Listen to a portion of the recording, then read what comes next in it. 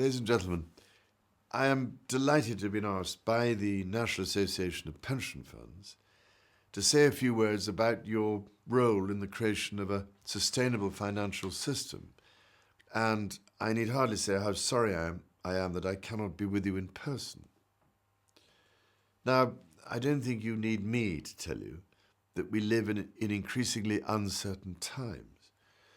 We are facing what could be described as a perfect storm. The combination of pollution and overconsumption of finite natural resources, the very real and accumulating risk of catastrophic climate change, unprecedented levels of financial indebtedness, and a population of 7 billion that is rising fast. The world is not even feeding its current population, let alone the 9 or 10 billion now expected by 2050.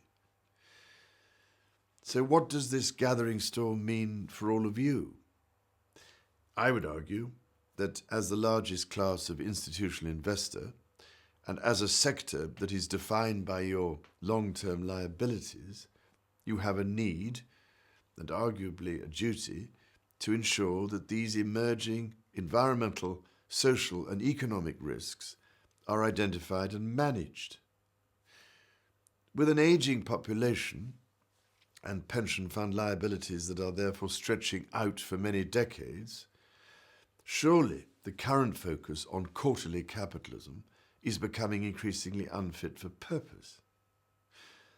There is also mounting evidence from the likes of Harvard and London business schools that those companies that improve the way they tackle environmental and social challenges prove to be the ones better able to deliver long-term returns.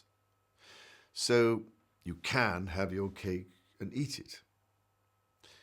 Recently, I convened an event for pension funds, along with 4 of my charitable initiatives, to look at the issue of resilient investing for the long term. And I was struck by a number of the comments I heard. For example, Paul Woolley, a former investor who now runs a centre on capital markets at the London School of Economics, noted that for a fund manager, trying to do the best each year is a recipe for doing badly in the long term. And David Blood, who set up Generation Investment Management with Al Gore, shared his investment record, which demonstrates clearly that the integration of sustainability leads to long-term value creation. Now, I know that old habits die hard and that it is difficult to make the first move, but is there not a case for ensuring your portfolios are resilient in the long term? Could you do so by incorporating sustainability into your mainstream strategy, rather than having it sit in a subordinate silo? Moreover, by contributing to the long-term sustainability of nature's economy, in other words, the maintenance of vital ecosystem services on which the durability of our own economy ultimately depends, pension funds can help to preserve the real value of beneficiaries' retirement income. Ladies and gentlemen, your sector plays a very significant role indeed in how our economic system works, both now and in the future.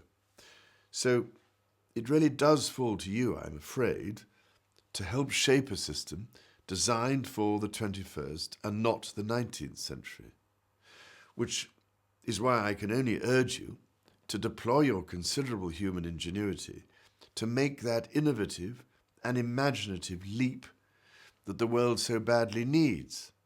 Otherwise, your grandchildren, and mine for that matter, will be consigned to an exceptionally miserable future. Now, I'm sure that those distinguished people who are waiting to speak will have some ideas as to how to get the ball rolling.